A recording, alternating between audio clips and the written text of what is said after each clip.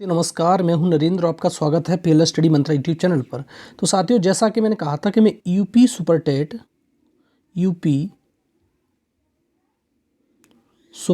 2019 का जो पेपर हुआ था उसका विस्तृत हल लेके आऊँगा। तो मैं इसी श्रृंखला में आज मौजूद हूं और पहले क्वेश्चन से शुरुआत करते हैं। देखो, पहला क्वेश्चन देखते हैं क्या है। कृदंत प्रत्यय किन शब्दों के साथ जुड़ते हैं? जो कृदंत प्रत्यय होते हैं वो किन शब्दों के साथ जुड़ते हैं? तो संज्ञा के साथ जुड़ते हैं, सर्वनाम के, क्रिया के, अव्यय के। तो ये किसके साथ जुड़ते हैं? ये जुड़ते हैं क्रिया के साथ। कृदंत कृदंत जो प्रत्यय हैं वो होते क्या हैं, बता देता हूँ डेफिनेशन। वे प्रत्यय जो क्रियापद के मूल रूप के अंत में लगकर नए शब्द का निर्माण करते हैं कृदंत प्रत्यय कहलाते हैं। संख्या में कितने होते हैं? संख्या में ये 5 होते हैं। तो पहला देखो, पहला क्या होता है? कर्तावाचक। क्या होते हैं? ये पहला होता है कर्तावाचक। दूसरा क्या होता है? दूसरा होता है कर्मवाचक। दूसरा होता है तुम्हारा कर्मवाचक। तीसरा होता है भाववाचक या करणवाचक। पहले करणवाचक लिख लो, करणवाचक। चौथा होता है तुम्हारा भाववाचक, भाववाचक। और पांचवा होता है तुम्हारा क्रियाबोधक। कौन सा होता है? क्रियाबोधक। ठीक है, क्रियाबोधक। ठीक है, तो 5 होते हैं, 5 प्रकार के। कृदंत प्रत्यय समझ में आ गए? क्रिया के अंत में जुड़कर नए शब्द का निर्माण करें कृदंत प्रत्यय कहलाते हैं। तो ऑप्शन नंबर सी इसका सही हो जाएगा। अगला क्वेश्चन देखो, अगले क्वेश्चन पे आ जाते हैं। अब देखो ये क्या है, कह रहा है जो व्याकरण जानता हो वाक्यांश के लिए एक शब्द बताओ। ठीक है, जैसे जो साइंटिफिकली स्टडी करते हैं उसे साइंटिस्ट कहते हैं, और जो व्याकरण जानता है उसे कहते हैं व्याकरण। ठीक है, ऑप्शन नंबर 20 का सही हो जाएगा। लेकिन जैसे बहुयज्ञ, जो बहुत कुछ जानता हो या अनेक विषयों का ज्ञाता, उसे भी कहते हैं बहुयज्ञ। ये शास्त्रज्ञ, शास्त्रज्ञ का मतलब होता है बहुत सारे शास्त्रों का जिसे ज्ञान हो, शास्त्राज्ञ कहते हैं। ठीक है, ये हो गया। अगला क्वेश्चन देखो, इसका ऑप्शन नंबर 20 सही हो जाएगा। क्वेश्चन नंबर 3 क्या कह रहा है? सरस्वती पत्रिका के संपादक कौन थे? तो सूर्यकांत त्रिपाठी निराला, महावीर प्रसाद द्विवेदी, भारतेंद्र हरिश्चंद्र, बाल मुकुंद गुप्त। तो इनमें तीनों में से कौन सा ऑप्शन सही रहेगा? महावीर प्रसाद द्विवेदी। अब इनके बारे में चर्चा कर लेते हैं, सरस्वती पत्रिका के बारे में। जो ये हिंदी साहित्य का प्रसिद्ध पत्रिका है, कौन सी? सरस्वती पत्रिका। ठीक है, इसका प्रकाशन कहाँ से होता है? इसका प्रकाशन होता है इलाहाबाद से। कहाँ से? इलाहाबाद। इलाहाबाद से इसका प्रकाशन होता है। ठीक है, इलाहाबाद से इसका प्रकाशन होता है। दूसरा, इसका प्रकाशन कब शुरू हुआ? इसका प्रकाशन शुरू हुआ 1900 ईस्वी में। ठीक है, कब? 1900 ईस्वी में। और ये जो महावीर प्रसाद द्विवेदी हैं, इसके जो तुम्हारे इसके संपादक कब बने?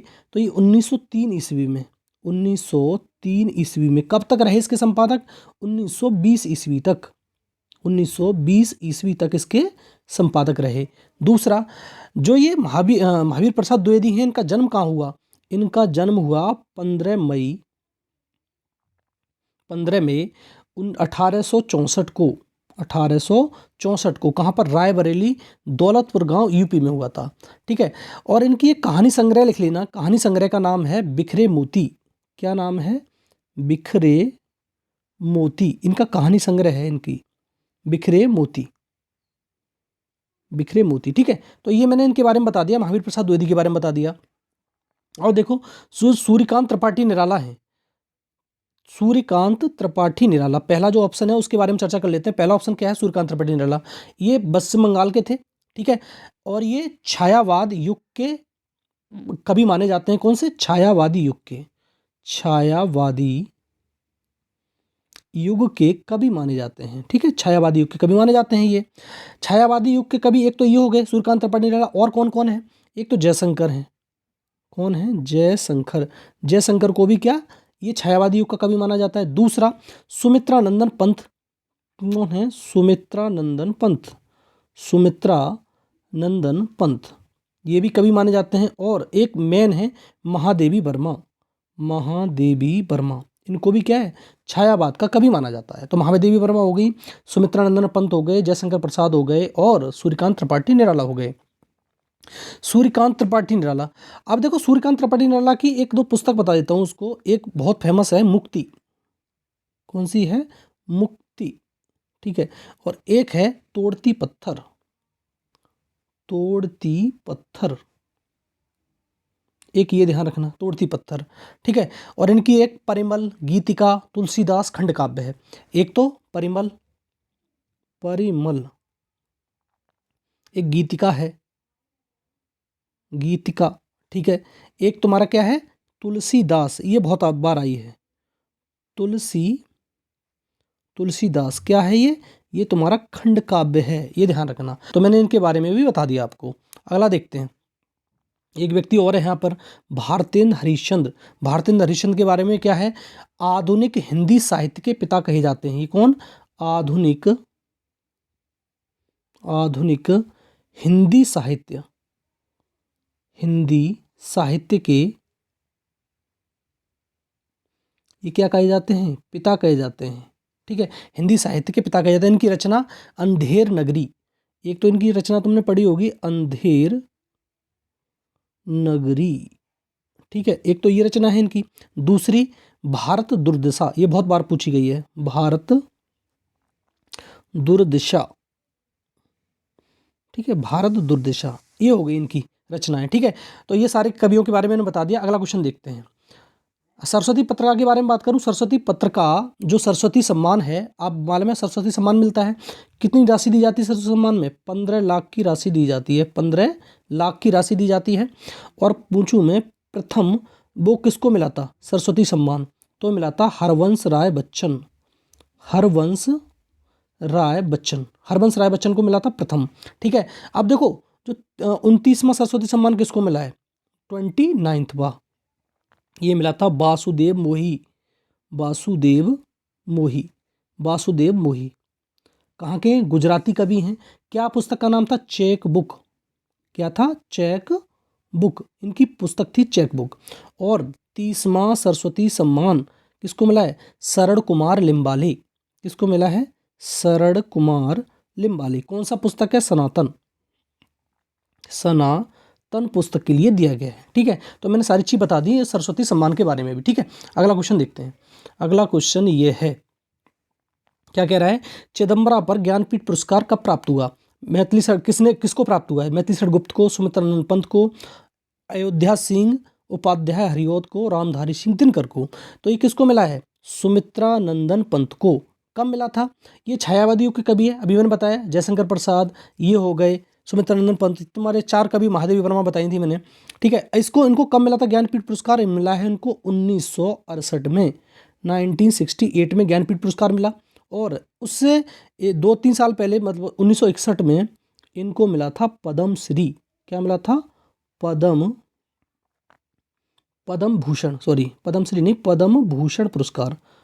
भूषण पुरस्कार मिला था उनको, ठीक है, पद्म भूषण पुरस्कार मिला। इनकी और अगर कृतियां देखी जाएं किसकी, सुमित्रानंद पंत की, तो एक ग्रंथ, इनकी इस कृति कौन सी है, ग्रंथ, ठीक है। दूसरी ग्रंथ वो है गुंजन, ठीक है, गुंजन हो गई। एक है स्वर्ण किरण,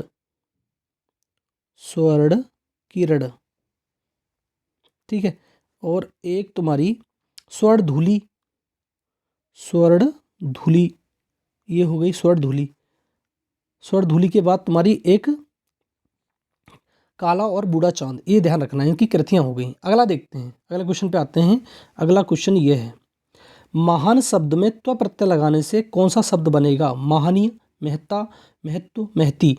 तो ये बन जाता है महत्व। अगर महान में त्व प्रत्यय लगा दें, क्या लगा दें, त्व प्रत्यय, जब त्व प्रत्यय लगेगा तो ये महत्व बन जाता है, क्या कौन सा हो जाता है, महत्व। और ऐसे लिखा जाता है, ये शुद्ध, आधा ता आधा रा, तो ये शुद्ध हो जाता है, ये बन जाता है महत्व। ऑप्शन नंबर सी इसका सही हो जाएगा। अगला क्वेश्चन देखो, ये देखो अगला क्वेश्चन क्या कह रहा है, महावीर प्रसाद द्विवेदी ने आदिकाल को क्या संज्ञा दी है। जो महावीर प्रसाद द्विवेदी हैं, आदिकाल को उन्होंने कहा है बीज बपन काल, क्या कहा है, बीज बपन काल। और आदिकाल की किसने संज्ञा दी, किसने दी संज्ञा, तो ये लिख लेना, हजारी प्रसाद द्विवेदी, किसने दी है, हजारी प्रसाद द्विवेदी, हजारी प्रसाद द्विवेदी ने क्या कहा है, आदिकाल की संज्ञा दी थी, हजारी प्रसाद द्विवेदी। एक व्यक्ति हो गया। अब आ जाओ वीर गाथा काल। ये वीर गाथा काल आदिकाल को किसने कहा है, तो ये कहा है रामचंद्र शुक्ल, रामचंद्र शुक्ल ने कहा है।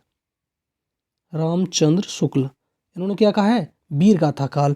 अब बताओ आदिकाल को चारण काल किसने कहा है? जो आदिकाल था उसको चारण काल कहा है राम कुमार वर्मा। राम कुमार वर्मा ने कहा है, ये राम कुमार वर्मा ने कहा है। अब देखो आदिकाल को वीर काल किसने कहा है? एक और बता देता हूं तुमको, वीर काल किसने कहा है? आदिकाल को वीर काल किसने कहा है? तो विश्वनाथ प्रसाद मिश्र। किसने कहा है? ये विश्वनाथ प्रसाद और मिश्र, ठीक है, इन्होंने इसकी संज्ञा दी है। दोबारा बता देता हूँ, महावीर प्रसाद द्विवेदी ने बीज बपन काल कहा, आदिकाल हजारी प्रसाद द्विवेदी ने कहा, वीरगाथा काल रामचंद्र शुक्ल ने कहा, और चारण काल राजकुमार वर्मा ने कहा, और वीर काल विश्वनाथ प्रसाद मिश्र ने कहा। ठीक है, तो सारे के सारे हो गई। अगला क्वेश्चन देखो, अगला क्वेश्चन ये है, क्या कह रहा है? हिंदी शब्द किस भाषा से लिया गया है? संस्कृत, फारसी, हिंदी और अरबी। जो हिंदी शब्द है वो लिया गया है फारसी भाषा से। ऑप्शन नंबर 20 का सही हो जाएगा, फारसी भाषा से लिया गया है। फारसी भाषा से लिया गया। इसका हिंदी का एक क्रम बता देता हूँ आपको मैं एक बार। जैसे संस्कृत है, सबसे पहले क्या? संस्कृत, संस्कृत हो गई। संस्कृत के बाद क्या आई? संस्कृत के बाद आई तुम्हारी पाली। संस्कृत के बाद आई तुम्हारी पाली। पाली के बाद आई प्राकृत। ठीक है, ये क्रम मालूम होगा आपको। बुद्ध के बाद महावीर, प्राकृत में आ गए। उसके बाद आई अपभ्रंश। कौन सी आई? अपभ्रंश, अपभ्रंश। उसके बाद कौन सी आई? उसके बाद आई अवहट्ट, अबहट्ट, अबहट्ट, ठीक है, अबहट्ट। उसके बाद कौन सी आई? उसके बाद आई प्राचीन हिंदी, प्राचीन हिंदी, प्राचीन हिंदी आई। और उसके बाद आ गई तुम्हारी अब नवीन हिंदी। ठीक है, ये हो गया। अगर कहे भारत में कितने भाषा परिवार हैं, तो भारत में 4 भाषा परिवार माने जाते हैं। ठीक है, कौन कौन से देख लेते हैं एक बार, कौन कौन से माने जाते हैं। पहला हो गया तुम्हारा भारोपीय, ध्यान रखना, पहला कौन सा है? भारोपीय, भारोपीय सबसे ज़्यादा यही माना जाता है। दूसरे नंबर पे माना जाता है तुम्हारा द्रविड़, जो साउथ इंडिया में बोला जाती है भाषा, वो द्रविड़ होती है। तीसरे नंबर पे माना जाता है ऑस्ट्रिक। कौन सा माना जाता है? ऑस्ट्रिक। और चौथे नंबर पे बहुत कम है लेकिन है जरूर, कौन सा है? चीनी तिब्बती, चीनी और तिब्बती। ठीक है, चीनी और तिब्बती, ये भी ध्यान रखना। 4 भाषा परिवार भारत में माने जाते हैं। ये वाले चारों मैंने करा दिया आपको। अगले क्वेश्चन पे आ जाओ। अगला क्वेश्चन है ये, क्या कह रहा है? निम्नलिखित में से तत्सम, तत्सम का मतलब है जो संस्कृत से डायरेक्ट आ गया हो उसे तत्सम कहते हैं। और तद्भव जो आज की आम बोलचाल की भाषा है। तत्सम का एक चीज़ ध्यान रखना, जो आधे अधूरे शब्द आए वो तत्सम कहलाता है। या फिर तुम्हारा ये बिंदी, एक सिंगल बिंदी आए तो तत्सम कहलाता है। अगर चंद्र बिंदी आ जाए तो क्या कहलाए? ये तद्भव कहलाता है। तो बताओ, ये आँख तद्भव, पाँव गांव तद्भव, और ग्रह क्या हो जाएगा? ग्रह हो जाएगा तत्सम। लेकिन इसके और बता देता हूँ, इसका तत्सम क्या बनेगा? आँख का तत्सम बनता है अक्षी। क्या बन जाता है? अक्षी। आँख का हो जाता है अक्षी। अगर मैं कहूँ पाँव, इसका हो जाता है पाद, पैर बोलते हैं इसको। अब देखो गांव, गांव का तद्भव हो जाता है तुम्हारा ग्राम। क्या हो जाता है? ग्राम। अगर ये ग्रह का अगर हम तद्भव पूछे तो क्या बनेगा? ग्रह का तद्भव बन जाता है घर।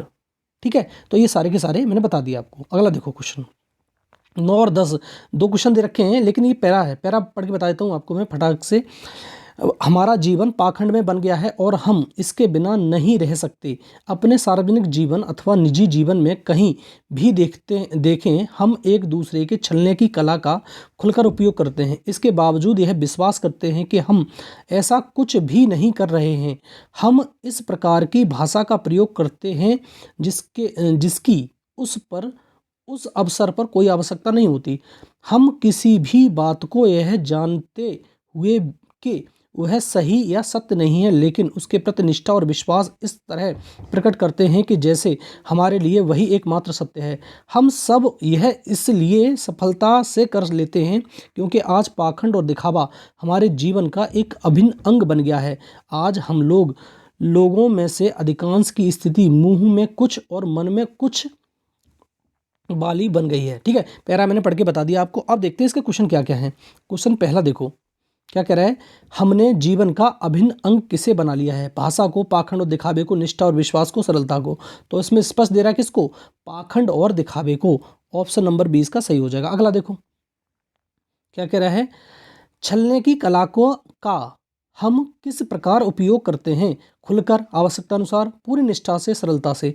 तो भाई खुलकर, ऑप्शन उसमें दे रहा है पैरा में, तो ऑप्शन नंबर इसका सही हो जाएगा। ठीक है, तो ये 10 क्वेश्चन हो गए। 10 आगे देखता हूँ, अगले पेज पे क्वेश्चन है 10 वो। ठीक है, ठीक है, अगला देखो सवाल, बीती विभावरी जागीरी, अंबर पनघट में डूब रही, तारा घट ऊषा नागरी। ये तो बचपन से पढ़ते जा रहे हैं।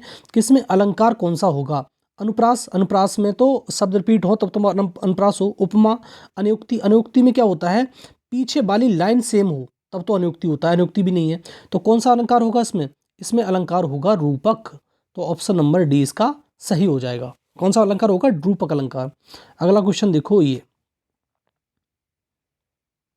क्या है अगला, जदिप सुजाति सुलक्षणी, सुवर्ण सरस सुब्रत, भूषण बिनु न बिरजाई, कविता बिनीता मित। ठीक है, अलंकार का परिभाषित करने वाली उपयुक्त पंक्तियों किस कवि की हैं, केशव दास की हैं, बिहारी लाल की हैं, सेनापति की हैं, आचार्य डांडी की हैं। तो ये जो पंक्तियां हैं वो हैं केशव दास की। ऑप्शन नंबर ए इसका सही हो जाएगा।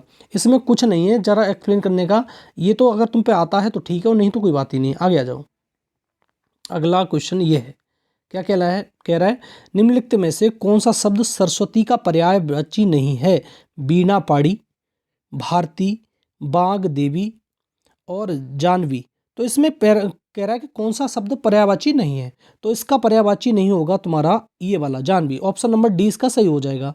लेकिन ये किसका पर्यायवाची शब्द होता है, ये होता है गंगा का। किसका होता है, गंगा, ये गंगा का पर्यायवाची शब्द होता है। ठीक है, गंगा। इसके और पर्यायवाची कौन से होते हैं, देव नदी भी कहते हैं इसको, गंगा को क्या कहते हैं, देव नदी, इसे ये भी कहते हैं। दूसरा मंदाकिनी भी बोलते हैं, मंदाकिनी, मंदाकिनी भी कहते हैं। ठीक है, मंदाकिनी कहते हैं इसको।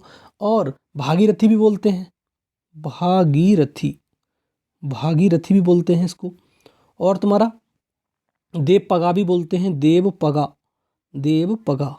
ठीक है, गंगा के ही हैं सारे के सारे पर्यायवाची। देवपगा भी बोलते हैं, सुरसरिता भी बोलते हैं, सुरसरिता, सुरसरिता, सुरसरिता, सुरसरिता भी बोलते हैं इसको। तुम्हारी सुरसरी भी बोलते हैं, सुरसरी, सुरसरी, सुरसरी भी कहा जाता है इसको। विष्णुपदी भी कहा जाता है, विष्णुपदी, विष्णुपदी। ठीक है, तो बहुत सारे पर्यायवाची हैं गंगा के। ठीक है, तो जान भी ध्यान रखना इसके है। और तुम्हारा सरस्वती के पर्यायवाची कौन कौन से हैं, सरस्वती के बीणा पाड़ी है, भारती है और वाग्देवी है। ठीक है, तो और मैंने बताया था सरस्वती सम्मान में तुम्हारे ज्ञानपीठ पुरस्कार में कौन सी वाग्देवी की प्रतिमा दी जाती है, यही इसका ध्यान रखना है इस चीज़ को। और बाद बाकी कब किसके हो गए, सारे के सारे हो गए गंगा के। अगला देखो क्वेश्चन, अगला क्वेश्चन है ये, क्या कह रहा है, मैं, हम, तू, तुम आदि शब्द संबंधवाचक सर्वनाम है, अनिश्चयवाचक सर्वनाम, प्रश्नवाचक सर्वनाम और पुरुषवाचक सर्वनाम। ये सर्वनाम के सारे भेद दे रखे हैं। तो ये मैं, तू, हम, तुम क्या होते हैं, ये पुरुषवाचक सर्वनाम होते हैं। और पुरुषवाचक सर्वनाम कितने प्रकार का होता है, 3 प्रकार का होता है, उत्तम पुरुष, मध्यम पुरुष और अन्य पुरुष। ठीक है, तो ये 3 प्रकार का होता है। तो पुरुषवाचक सर्वनाम हो गया ये डी। ठीक है, अगला क्वेश्चन देखो, अगला क्वेश्चन है 15। क्या कह रहे हैं, निम्नलिखित में से महाप्राण व्यंजन है, कौन सा है महाप्राण व्यंजन। तो चारों दिख रहे हैं आपको, पहले में का, चा, टा, ता और पा, खा, छ, ठा, था और फा। और जो महाप्राण व्यंजनों की संख्या होती है 15। ये भी ध्यान रखना, कितने व्यंजन होते हैं महाप्राण, 15 व्यंजन होते हैं। कौन कौन से होते हैं सारे लिख देता हूँ एक बार में। एक होता है खा, ठीक है, एक होता है घा, ठीक है, घा है ये, घा होता है। एक होता है तुम्हारा छा, एक होता है झा, एक होता है तुम्हारा ठा, एक होता है ढा, यहाँ बनकर ऐसे बन रहा है ये ढा। और तुम्हारा एक था, था होता है, धा होता है, धा, फा,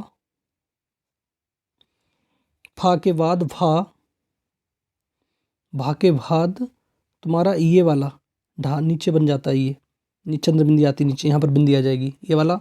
एक सा होता है, सा, और एक ये वाला भी सा होता है और ये वाला भी सा होता है। तो संख्या में कितने हो गए ये संख्या में गिन के देखोगे तो 15 हो गए। तो ऑप्शन नंबर लगाओगे महाप्राण का कौन सा हो जाएगा, ऑप्शन नंबर 20 का सही हो जाएगा। बात समझ में आ गई, ऑप्शन नंबर 20 का सही हो जाएगा। अगला क्वेश्चन देखो, अगला क्वेश्चन ये रहा, अगला क्वेश्चन ये क्या कह रहे हैं। अगला क्वेश्चन देखो, जब प्रथम शब्द संख्यावाची और द्वितीय शब्द संज्ञा हो तो कौन सा समास होता है। बहुत ही सरल है, अगर प्रथम शब्द अगर संख्यावाची हो गया और द्वितीय शब्द तुम्हारा संज्ञा है उसे कहते हैं द्विगु समास। कौन सा, जैसे चौराहा, जैसे नवरत्न, ठीक है, चौराया हो गया, त्राया हो गया, सप्तऋषि हो गई, नवरत्न हो गए, सारे के सारे के हैं ये सारे के सारे द्विगु समास के उदाहरण हैं। तत्पुरुष समास के उदाहरण कह सकते हो तुम, जैसे गौशाला, राजपुत्र, ये गो तुम्हारे तत्पुरुष समास के। जैसे मैं कहूँ बहुब्री समास, बहुब्री समास में कोई तीसरा ही अर्थ निकले, ठीक है, कौन सा अर्थ निकले, तीसरा अर्थ निकले, जैसे गजानन, एक दंत, ये सब गणेश के हैं, तीसरा अर्थ निकल रहा है। कर्मधारय, कर्मधारय समास वो होता है जो विशेषता बताए, जैसे नील कमल, चरण कमल, ठीक है, नीलोत्पलम, ये सारे के सारे क्या हैं, कर्मधारय समास के हैं। तो ऑप्शन नंबर ए इसका सही हो जाएगा। अगला सवाल देखो, अगला सवाल ये है, क्या कह रहा है, तुम मांसहीन, तुम रक्तहीन, हे शेष, हे अस्ति शेष, तुम अस्तिहीन, तुम शुद्ध बुद्ध आत्मा केवल, हे चर प्राण, हे चर नवीन। ठीक है, इसमें क्या है, विरोधाभास की स्थिति दिख रही है पूरी की पूरी, सीधा सीधा विरोधाभास अलंकार है, अब विशेषण वप्र है, मानवीकरण है, दृष्टांत है। तो कौन सा है, ये तुम्हारा विरोधाभासी है, वो चिर पुराण भी है और चिर नवीन भी है, ऐसे कैसे हो सकता है। तो विरोधाभास की स्थिति है, ऑप्शन नंबर ए इसका सही हो जाएगा। अगला क्वेश्चन देखो, अगला क्वेश्चन है ये तुम्हारा चिन्ह से संबंधित है, निम्नलिखित में से कौन सा योजक चिन्ह है। योजक चिन्ह का उदाहरण तो ये है तुम्हारा, क्या है, योजक चिन्ह कहते हैं इसको, इसे कहते हैं इंग्लिश में हाइफन, क्या बोलते हैं, हाइफन। और एक चीज़ ध्यान रखना और भी बता देता हूँ मैं, ये वाला क्या है, ये है तुम्हारा पूर्ण विराम, क्या है ये तुम्हारा पूर्ण विराम, पूर्ण विराम, पूर्ण विराम हो गया। ये वाला क्या है, ये वाला जो दिख रहा है तुम्हें, ये वाला है अल्प विराम, ये वाला क्या है, अल्प विराम, अल्प विराम, ये अल्प विराम हो गया, ये पूर्ण विराम हो गया। ये क्या है तुम्हारा, इसे कहते हैं अवतरण चिन्ह, क्या कहते हैं इसको, अवतरण, अवतरण, अवतरण चिन्ह। और अवतरण चिन्ह ये ध्यान रखना, अवतरण चिन्ह एक ही प्रकार का नहीं होता, ये डबल कॉमा हो गया, अगर सिंगल बना दूं तब भी ये अवतरण चिन्ह ही है। अगर मैं कहूँ इसको अर्धविराम, कौन सा होता है, अर्धविराम, अर्धविराम, अर्धविराम में ये बनता है तुम्हारा एक कॉमा बना के ऊपर इसके लगा दो तो अर्धविराम हो गया। ठीक है, अपूर्ण विराम क्या होता है, अब मैं कहूँ अपूर्ण विराम, ये वाला होता है अपूर्ण विराम, इस प्रकार से लगा दोगे तो क्या हो जाएगा, अपूर्ण विराम हो जाएगा, या इसको उपविराम भी बोलते हैं, उपविराम। ठीक है, तो सारे मैंने बता दिए, ऑप्शन नंबर इसका सी सही हो जाएगा।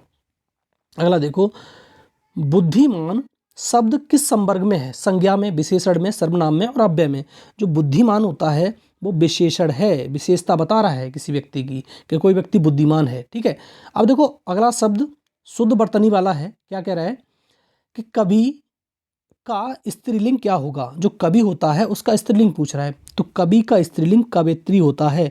और ये सवाल को एज इट इज ध्यान रखना, ये तो वेरी इंपॉर्टेंट है, ये तो सवाल हर परीक्षा में लगभग आ ही जाता है। ठीक है, तो कवित्री इसका सही रूप होता है। ठीक है, ये लगाते हैं सबसे ज़्यादा लोग कवित्री वाला, लेकिन ऑप्शन कौन सा है, सी इसका सही है। अगला देखो सवाल, इस पे अब पोर्शन पे आ गए अपन। अगला क्वेश्चन देखो, अब आ गए हम पोर्शन पे संस्कृत वाले पे। शैले शैले न माणिक्य मोतिक न गजे गजे साधवे न हे सर्वत्र चंदने न बने बने अस्मिने श्लोके सर्वत्र के न भवती। इसमें पूछ रहा है कौन सा ऑप्शन इसका सही हो जाएगा, तो इसके हिसाब से कौन सा ऑप्शन होगा, तो ये हो जाएगा साधवो, ऑप्शन नंबर 20 का सही हो जाएगा। अगला क्वेश्चन देखो, अगला क्वेश्चन है ये, क्या कह रहा है, सूर्योदय, सूर्योदय पद में प्रयुक्त समास, कर्मधारय, बहुब्रीहि, तत्पुरुष, अव्ययभाव। तो कौन सा इसमें समास होगा, तुम्हारा सूर्य उदय में जो समास होगा वो होगा तत्पुरुष समास। ठीक है, कौन सा होगा, तत्पुरुष समास।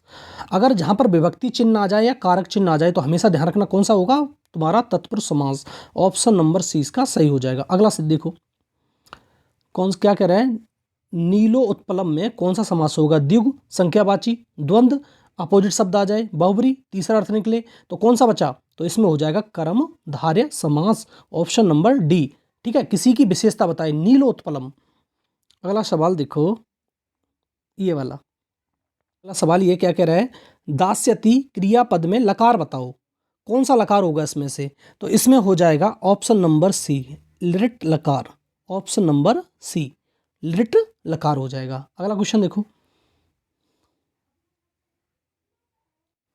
ठीक है। देखो अगला से, उदिते सविता ताम्र एवं अस्ते मिते च संपत्तो विपत्तो च महत्तमे महतामे क्रूपता सविता की दृश्य Uditi.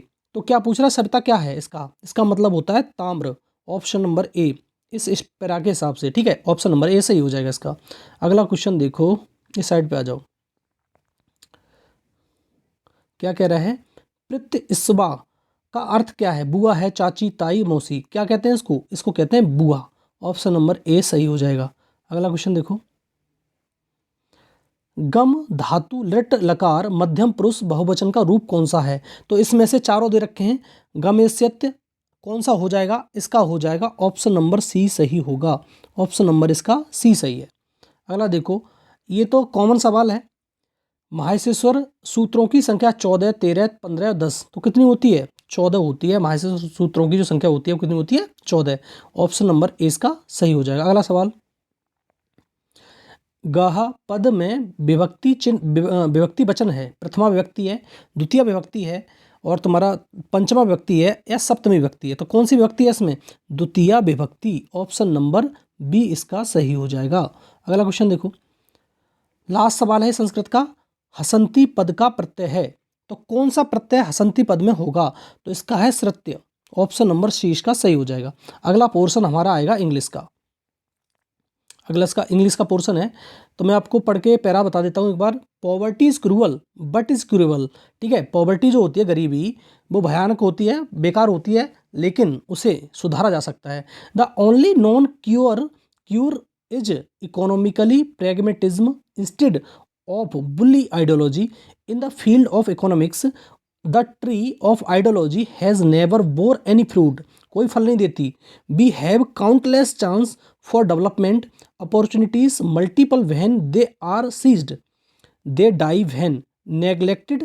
We have barely tapped our immeasurable potential for growth. Immense manpower, superb skill and enterprise are the India what oil is to the Middle East. The only difference is that the oil will be depleted one day, what your human resource will never be। ठीक है, ये पूरा para था, मैंने पढ़ के बता दिया तुमको। अब देखते हैं इसमें ऑप्शन क्या पूछ रहा है, क्या कह रहा है, which of the following is the most opposite in the meaning of the world deplete. Deplete जो होता है, क्या यूज होगा? अपोजिट मीनिंग पूछ रहा है, रीजनरेट, इम्पिटी, क्वेंच या इनप्लीट। इसका सारे का मीनिंग हम समझेंगे क्या होता है। देखो, जो डिप्लेट होता है, डिप्लेट होता है वो कहता है कम करना, ठीक है, कम करना। जैसे क्या है, ड्रेन, क्या हो जाएगा इसका? सेम मीनिंग हो जाएगा, ड्रेन हो जाएगा। इसका एग्जॉस्ट भी हो सकता है, एग्जॉस्ट, ठीक है, ये भी मीनिंग हो सकता है इसका। या बैंकरप्टी भी हो सकता है इसका, सिनोनिम मीनिंग बता रहा हूँ, बैंकरप्ट जिसे दिवालिया कहते हैं, जिसके पास कुछ ना रहा हो, ठीक है, बैंकरप्टी भी हो जाएगा, ठीक है। इसके सिनोनिम मीनिंग हो गए, लेकिन इसका अपोजिट मीनिंग क्या होगा? अपोजिट मीनिंग होगा रीजनरेट। क्या हो जाएगा? रीजेनरेट। इसका मतलब होता है बढ़ना या पुनर्जन्म। अरे देखो तीसरा वाला, इम्पटी मीन्स वो खाली होता है, क्वेंच मीन्स होता है तुम्हारा बुझाना। क्या होता है? बुझाना। सबकी मीनिंग बता देता हूँ आपको। क्वेंच मीन्स होता है बुझाना और इन्फ्लेट मीन्स होता है फूलना। लास्ट वाले का अर्थ क्या है? फूलना, फुलाना या फूलना, ठीक है, ये वाला हो जाएगा लास्ट वाला। तो मैंने सारे बता दी, तो ऑप्शन नंबर ए इसका सही हो जाएगा। अगला क्वेश्चन देखो, अगला क्वेश्चन इसी से रिलेटेड है। क्या कह रहा है? According to the author ideology in the context of economics. Economics के बारे में ऑथर ने क्या कहा है? पहला देखते हैं, is the most important consideration, उसका जो विचार है अच्छा है। Has barely yield any result, बिल्कुल सही बात है, उसने कह रहा कोई फ्रूट नहीं देता, तो क्या नहीं निकलता? कोई रिजल्ट नहीं निकलता। ऑप्शन नंबर 20 का सही हो जाएगा। अगला क्वेश्चन देखो, अगला क्वेश्चन ये है, fill in the blanks with the correct pronoun in the following sentence. One should love dash country, his है, हर है, वंस है और माई है। अगर वन आए तो उसके साथ हमेशा वंस आएगा। ऑप्शन नंबर सी हो जाएगा। क्या हो जाएगा? One should one love one's country. ठीक है, ऑप्शन नंबर इसका सी करेक्ट हो जाएगा। अगला देखो सवाल number 34। The number of vowels and consonant sounds in the English is indicated respectively. जो बाउल्स होते हैं, बाउल संख्या में कितने होते हैं? संख्या होती है इनकी 5। ए, ई, आई, ओ और यू, ये 5 हो गए संख्या में। और बाद बाकी जितने बचे बी, सी, जितने भी बचे जेड तक, ये क्या होते हैं? ये कॉन्सोनेंट होते हैं। तो ये जो 5 होते हैं ना, ये बाउल जो होते हैं 5, उनकी साउंड नंबर कितना होता है? और वो साउंड 20 प्रकार की साउंड प्रोड्यूस करते हैं, ध्यान रखना। और जो कॉन्सोनेंट रह गए सारे के सारे, वो कितने होते हैं संख्या में? संख्या में होते हैं 21। साउंड कितने प्रकार की देते हैं? साउंड देते हैं 24 प्रकार की। तो टोटल मिला के कितनी साउंड हो जाती हैं? 20 और 4 24, टोटल पूछे तो 44। टोटल साउंड कितनी होती है? 44। तो 20 इसकी और 24 इसकी। और तुम्हें मालूम होना चाहिए एक खुद ये 5 प्रकार की साउंड प्रोड्यूस करता है। ठीक है, तो ये साउंड अलग अलग हो जाती हैं, लेकिन ये टोटल कितना होगा? 20 और 24। ऑप्शन नंबर इसका डी सही हो जाएगा। अगला सवाल देखो, अगला सवाल ये आ जाओ यहाँ पर देखो क्या कह रहा है। ये पूछ रहा है आइडेंटिफाई द डायरेक्ट नरेशन। क्या है ये? तुम्हारा डायरेक्ट नरेशन की बात कर रहा है। गिवन सेंटेंस, डायरेक्ट नरेशन इस सेंटेंस में कौन सा है? 35 वाले का देखो। Atul informed his friend that he could make use of the bike while he was away. तो ये तो होगा नहीं, ये वाला इसका डायरेक्ट नरेशन पूछ रहा है, कौन सा हो जाएगा? ये तो तुम्हारा सेंटेंस हो गया। डायरेक्ट नरेशन देखो, Atul said his friends you bill. यहाँ पर देखो, यहाँ पर जो चेंज होता है वो तो चेंज यू है, यहाँ पर क्या कुड है, यहाँ पर तो बिल कहाँ से हो जाएगा? ये वाला भी नहीं होगा, भाई ये तो बना ही नहीं। तीसरा वाला देखो, Atul said to his friend you can, जो कुड है वो कैन में चेंज हो जाएगा, ये सही है। तो ऑप्शन नंबर इसका क्या हो जाएगा? ऑप्शन नंबर सी इसका सही हो जाएगा। नीचे वाला देख लो एक बार को, नीचे वाला बिल में चेंज नहीं होगा। ये बिल दे रहा है, बिल में कहाँ से चेंज हो जाएगा? ये तो नीचे वाला गलत ही है। अगला देखो क्या है, सवाल नंबर 36 क्या कह रहा है? Identify the part of speech. जो पार्ट्स ऑफ स्पीच है, पार्ट्स ऑफ स्पीच संख्या में कितनी होती हैं? संख्या में होती हैं 8। Underline word in the following sentence, he is intelligent enough to solve this sum. वो बहुत बुद्धिमान है, इसको वो सॉल्व कर सकता है। ठीक है, तो एडवर्ब है ये जो एनफ लगाया, क्या है? एडवर्ब है, एडजेक्टिव है, प्रपोजिशन है, नाउन है। तो क्या होता है? ये एनफ होता है एडवर्ब। ऑप्शन नंबर ए सही हो जाएगा इसका। ऑप्शन नंबर ए सही होगा। अगला देखो 36 क्या कह रहा है? Find out the subject in the following sentence. On the top of the hill lives A hermit. क्या रहता है? मतलब चोटी पे, टॉप पर कौन रहता है? हर्मिट, मतलब संत रहता है कोई। ठीक है, द हिल सब्जेक्ट बताना है, द हिल। दूसरा a hermit on the top, on the top of the hill कौन सा हो जाएगा? ए हर्मिट। सब्जेक्ट क्या हो जाएगा इसका? ए हर्मिट। ए हर्मिट इसका सब्जेक्ट है, तो ऑप्शन नंबर 20 का सही हो जाएगा। अगला देखो सवाल number 38। In the following sentence change the verb in the past tense. किस में बदलवा रहा है? पास्ट में बदलवा रहा है। She hides her face for same. उसने अपना चेहरा छुपा लिया, किससे? शर्म के मारे। इसका मतलब ये है। तो देखो हिडन, हाइड, हिड और हाइडेड, तो ये कौन कौन सी इसमें सही हो जाएगी?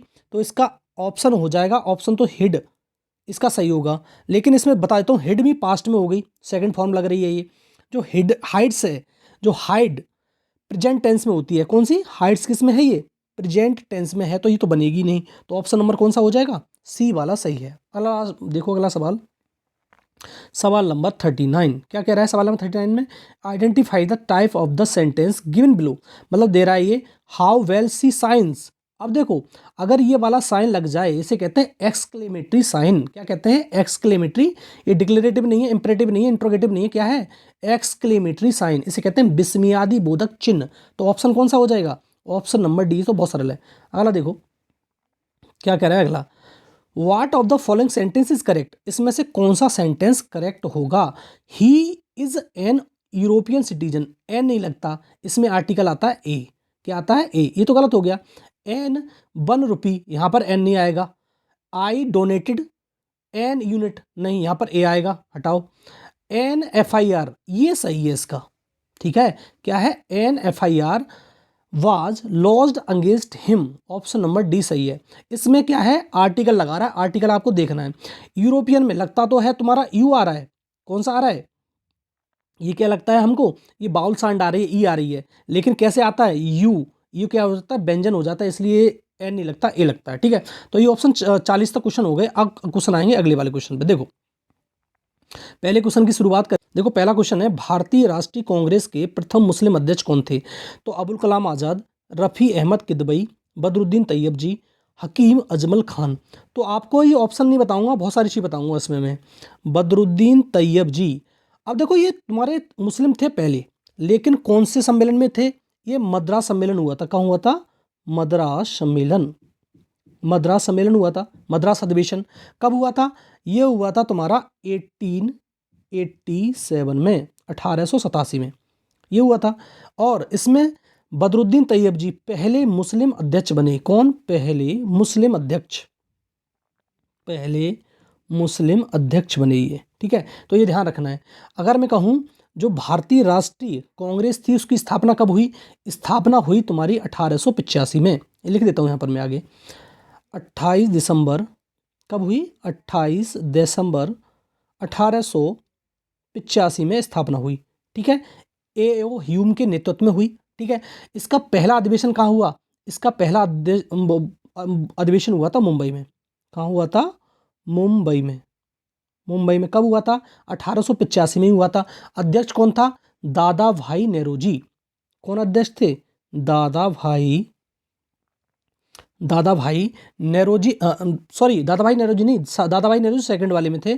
फर्स्ट वाले में थे WC बनर्जी। कौन थे? WC बनर्जी इसमें अध्यक्ष बनाए गए थे। WC बनर्जी को अध्यक्ष बनाया गया था पहले वाले में। ठीक है, और इसमें पहले वाले में 72 लोग उपस्थित हुए थे। कितने? 72। दूसरे में 86 कहाँ पर हुआ था? ये कलकत्ता में हुआ था। कहाँ पर हुआ था? कलकत्ता, कलकत्ता। और कलकत्ता में जो हुआ था उसमें किसको अध्यक्ष बनाया गया? उसमें अध्यक्ष बनाया गया दादा भाई नेहरूजी को। ठीक है, तो दो ध्यान रखना। और एक चीज़ ध्यान रखना, एक अधिवेशन जो गांधी जी के बारे में बहुत पूछता है, 1924, कौन सा अधिवेशन था? बेलगांव अधिवेशन। कौन सा? बेलगांव अधिवेशन। बेलगांव अधिवेशन कहाँ हुआ? ये हुआ था कर्नाटक, कर्नाटक। और इसमें कौन? महात्मा गांधी जी अध्यक्ष बनाए गए थे, एक बार केवल। ठीक है, एक ध्यान रखना 1916 वाला, 1907 भी ध्यान रखना। सूरत अधिवेशन रास बिहारी बोस की अध्यक्षता में हुआ। इसमें गर्म दल और नरम दल का विघटन हो गया, आपस में टूट गए नरम दल गर्म दल। कब? 1907 में। इनका विलय कब हुआ? 1916 में विलय हुआ। 1916 कौन सा अधिवेशन था? लखनऊ अधिवेशन, AG मजूमदार की अध्यक्षता में। ठीक है, अधिवेशन हो गया, इसमें दोनों का विलय हो गया। एक अधिवेशन तुम ध्यान रख सकते हो तो रख लेना, लाहौर अधिवेशन 1929 में पूर्ण स्वराज्य की मांग की गई। किसमें? 1929 वाले में। 1929 जो अधिवेशन हुआ था लाहौर में, इसमें कहा गया कि हमको क्या चाहिए? पूर्ण स्वराज्य चाहिए। उसके बाद अगली साल 1931 में एक अधिवेशन हुआ, कहाँ पर? कराची में। और इसमें वल्लभ भाई पटेल क्या बने? अध्यक्ष बने। और इसमें कहा गया कि मूल अधिकार का प्रस्ताव पास कर दिया गया था इस वाले उसमें। ठीक है, 1931 वाले में। और एक अधिवेशन सुभाष चंद्र बोस का हुआ था 1938 में। कब हुआ था? 1938 में। कौन सा अधिवेशन था? तुम्हारा त्रिपुरी अधिवेशन। कौन सा अधिवेशन? तुम्हारा हरिपुरा अधिवेशन, सॉरी हरिपुरा अधिवेशन 1938 में हुआ था। और सुभाष चंद्र बोस जी इसमें क्या बने? अध्यक्ष बने। और 1939 में अगली ही साल उन्होंने अध्यक्षता फिर जीत ली। कौन सा अधिवेशन था? हरिपुरा अधिवेशन। लेकिन महात्मा गांधी और तुम्हारे सुभाष चंद्र बोस के बीच में मतभेद हो जाने से अध्यक्षता त्याग दी इन लोगों ने, इन्होंने, सुभाष चंद्र बोस ने। और राजेंद्र प्रसाद को अध्यक्ष बनाया गया इनके स्थान पर। और एक लास्ट ध्यान रखना, 1947 में, 1947 में अध्यक्ष कौन था?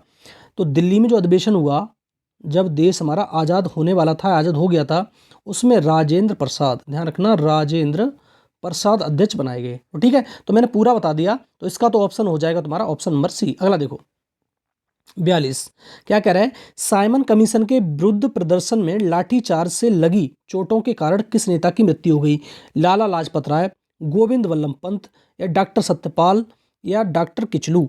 तो ये जो सबसे पहले साइमन कमीशन भारत कब आया? तो 1927 में भारत आया। कब? 1927 में भारत आया। इसने अपनी रिपोर्ट कब दी? रिपोर्ट दी, मतलब 1928 में। बना कब था? 1927 में। भारत आया 1928 में। ध्यान रखना कब आया था? 1928 में भारत आया। कब? 3 फरवरी को। 8 नवंबर 1927 को इसका गठन हुआ। साइमन कमीशन का विरोध किस लिए कहा गया? इसमें 7 सदस्य थे। कितने सदस्यों की संख्या थी? 7। और सातों के सातों कौन थे? अंग्रेज थे, इसलिए इसका विरोध होना शुरू हो गया। और पंजाब में पंजाब केसरी के नाम से प्रसिद्ध कौन थे? लाला लाजपत राय। इन्होंने इसका सबसे ज़्यादा पुरजोर विरोध किया था पंजाब में। तो इनको जो तुम्हारे साइमन कमीशन के विरोध में ये प्रदर्शन कर रहे थे, तो जो पुलिस की लाठियों से इनको इतनी घायल हो गए कि इनकी मृत्यु हो गई। किसकी? लाला लाजपत राय की। ठीक है। इसका क्या करना, जो तुम्हारा साइमन कमीशन भारत आया क्यों था? इसका मुख्य कारण था जो मॉन्टेग चेम्सफोर्ड सुधार आया था। कब आया था? 1919 में।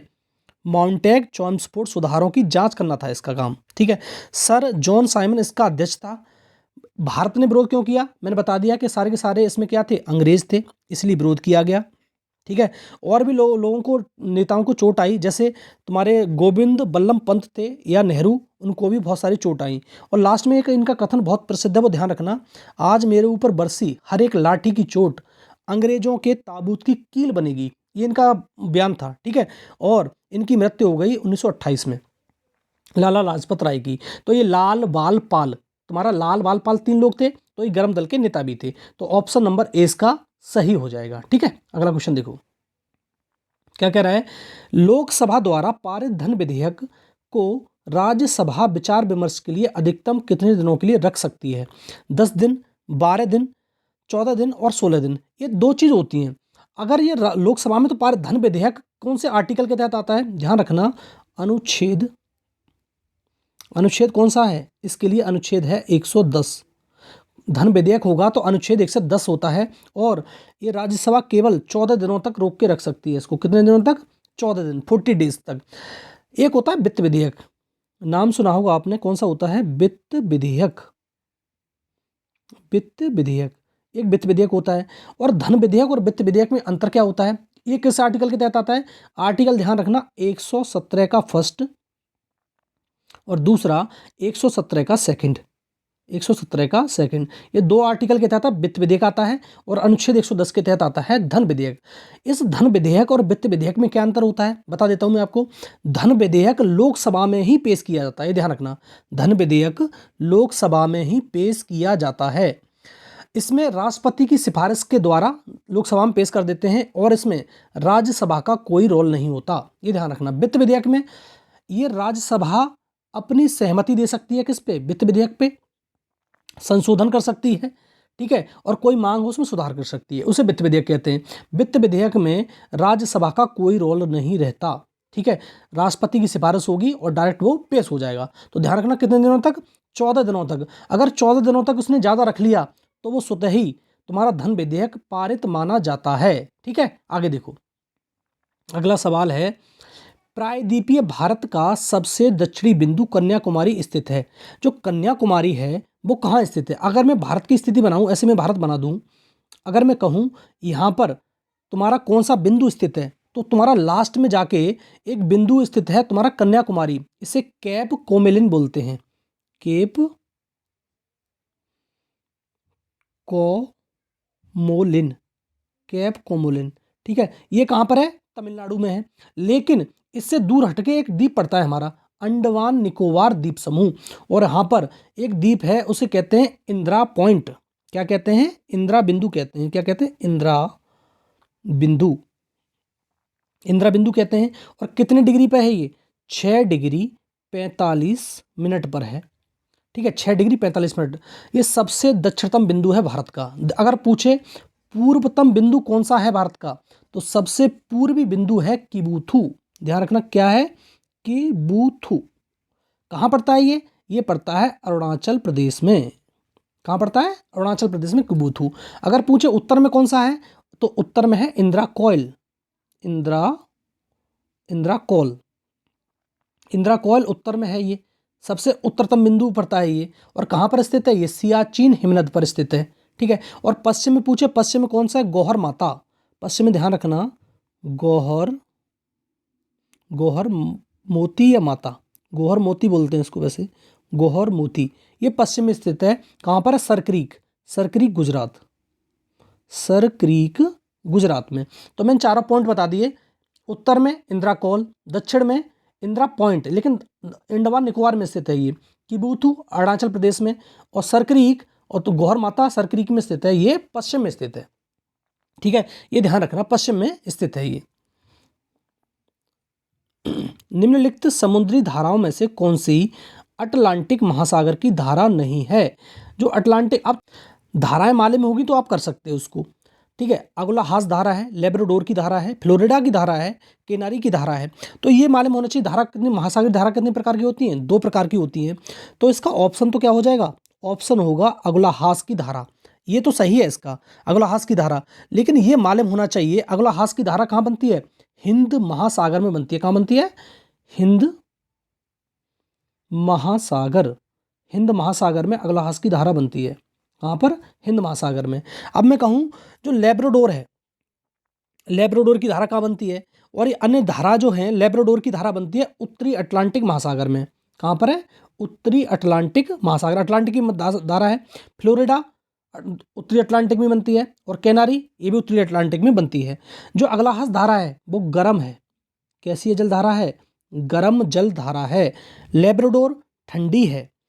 फ्लोरिडा की जलधारा, जो फ्लोरिडा है उसकी जलधारा कैसी है ये बताओ। कैनारी की जलधारा, जो कैनेरी है उसकी कौन सी, किस प्रकार की जलधारा है? ये भी है ठंडी। ठीक है, कैनेरी हो गया, लेब्राडोर हो गया, हम्बोल्ट हो गया, ये सारी सारी ठंडी हैं। ये क्या है? गर्म है। तो ऑप्शन नंबर ए इसका सही हो जाएगा। महासागरीय धाराएं वे होती हैं जो जैसे गर्म जल धाराएं निम्न अक्षांशों से उच्च अक्षांशों की ओर चलती हैं, और ठंडी उच्च से निम्न की ओर चलती हैं। अगला देखो, ये गया नाथुला पास। कौन सा है? नाथुला दर्रा भारत के किस राज्य में स्थित है? नाथुला दर्रा भारत के किस राज्य में स्थित है? अरुणाचल प्रदेश में स्थित है, जम्मू असम में स्थित है, सिक्किम में स्थित है, या मेघालय में स्थित है? जो नाथुला पास है वो तुम्हारे भारत के अरुणाचल प्रदेश में स्थित है। कहाँ पर? अरुणाचल प्रदेश में। अरुणाचल प्रदेश में और कौन कौन सा दर्रा है? एक तो है बोमीडिला, बोमीडिला, बोमीडिला दर्रा, एक तो ये दर्रा है तुम्हारा। दूसरा है यांग याप दर्रा, यांग याप, यांग याप दर्रा। ये भी कहाँ पर है? ये भी तुम्हारा जो दर्रा है तुम्हारा अरुणाचल प्रदेश में। और यहीं से तुम्हारी ब्रह्मपुत्र नदी यांग याप दर्रे से भारत में प्रवेश करती है। ठीक है, तो और ये तुम्हारा बोमीडिला दर्रा किस किस को जोड़ता है? जो बोमीडिला दर्रा है वो तुम्हारा अरुणाचल प्रदेश को तिब्बत से जोड़ता है। ठीक है, और ये भारत को चीन से जोड़ता है। तो ये सारे दर्रे ध्यान रखना। असम का अगर आपको मालूम हो, असम में कोई, जैसे मैं बताऊं सिक्किम का दर्रा बताओ, सिक्किम में कौन सा दर्रा मौजूद है? जो सिक्किम है इसमें दर्रा है जयलेपला दर्रा। कौन सा? जयलेपला दर्रा। और ये भारत को भूटान से जोड़ता है। एक है नाथुला दर्रा। नाथुला दर्रा तो कहाँ पर है? नाथुला दर्रा है सिक्किम में।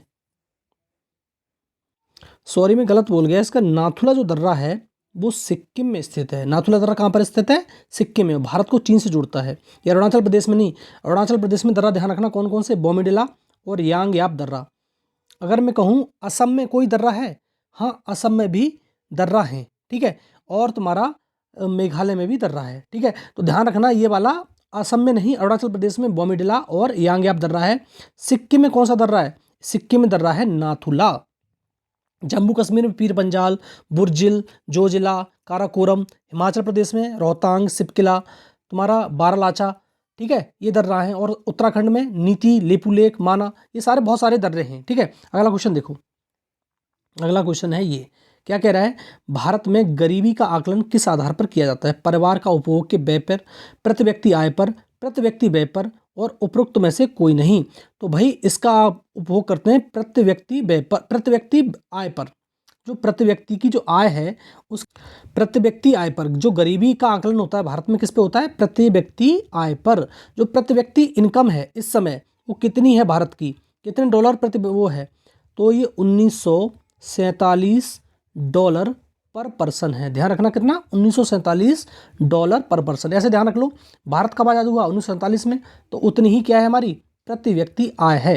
अगला क्वेश्चन देखो 49 वाला, 48 सॉरी। क्या कह रहा है? भारत, इनमें से भारत के संविधान सभा के पहले अध्यक्ष कौन थे? डॉक्टर सच्चिदानंद सिन्हा, दूसरा डॉक्टर राजेंद्र प्रसाद, तीसरा डॉक्टर बी आर अम्बेडकर और प्रोफेसर एस जी मुखर्जी।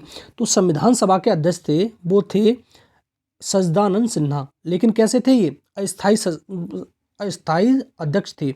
बाद में कब मीटिंग हुई थी 9 दिसंबर 1946 को। दूसरी मीटिंग हुई 11 दिसंबर को, ठीक है, 1946 तो सेम ही रहेगा। और तीसरी मीटिंग हुई 13 दिसंबर को, 13 दिसंबर 1946 को। अब देखो पहली मीटिंग में अस्थायी अध्यक्ष बना दिए गए, दूसरी मीटिंग जब हुई तो राजेंद्र प्रसाद को अध्यक्ष बना दिया गया था। कब? राजेंद्र प्रसाद को अध्यक्ष बनाया गया था, ठीक है। तो ये ध्यान रखना, केवल और केवल। तो पहले कौन थे? सच्चिदानंद सिन्हा। एक और देखो अगला क्वेश्चन, काकोरी षड्यंत्र किस केस से संबंधित है? जो काकोरी षड्यंत्र किस वर्ष में हुआ था? काकोरी ट्रेन डकैती सुनी होगी तुमने, राम प्रसाद बिस्मिल, लाहिड़ी, ये करके सारे बहुत सारे लोग थे, चंद्रशेखर आजाद, इन्होंने क्या किया था? तुम्हारा काकोरी षड्यंत्र या ट्रेन लूटी थी 1925 में। अब इसको यूपी सरकार ने काकोरी षड्यंत्र को काकोरी ट्रेन एक्शन कह दिया है, ठीक है, नाम बदल दिया इसका। और कब हुई थी? ये 1925 में हुई थी, 9 अगस्त 1925 को। तो ध्यान रखना क्या कर दिया है, अब एक्शन रख दिया है, इसका नाम क्या करके एक्शन रख दिया है। अब भारत में लास्ट वाला देखो क्वेश्चन, ये क्वेश्चन नंबर 50 क्या कह रहा है? भारत में अब स्थापित होने वाला प्रथम राष्ट्रीय उद्यान Jim Corbett national park, Dudhwa है, पेरियार है या मानस है? तो भारत में पहला जो राष्ट्रीय उद्यान बना था वो बना था जिम कॉर्बेट नेशनल पार्क। इसका पहले जो नाम था वो था heli national park, heli national park नाम था। अब नाम बदल गया तो क्या हुआ? Jim Corbett. ये कहाँ पर पड़ता है? ये पड़ता है तुम्हारा उत्तराखंड में। कहाँ पड़ता है? उत्तराखंड में। इसका नाम अब सन 2021 में फिर बदल दिया गया, इसका नाम कर दिया गया है रामगंगा। क्या कर दिया गया है? Ramganga national park, Ramganga national park कर दिया गया। ध्यान रखना, रामगंगा नेशनल पार्क। और ये भारत का पहला नेशनल पार्क है। अगर ये आपसे पूछे विश्व का पहला पार्क कौन सा है, तो येलो स्टोन नेशनल पार्क कहाँ पड़ता है? अमेरिका में पड़ता है। दूसरे की बात करें, दुधवा नेशनल पार्क, ये यूपी का एकमात्र नेशनल पार्क है। दुधवा लखीमपुर खीरी जिले में फैला पड़ा है। पेरियार नेशनल पार्क, पेरियार कहाँ पर है? केरल में है। पेरियार शांत घाटी भी है केरल में, ठीक है, और पेरियार नेशनल पार्क भी है। मानस नेशनल पार्क, जो मानस है वो कहाँ पड़ता है? ये पड़ता है असम में। कहाँ पड़ता है? असम में। और असम में 2 पार्क और बन गए हैं, कौन से? रायमोना और दिहंग पटकई। ये 2 नए पार्क बनाए गए हैं, कहाँ पर? असम के अंदर।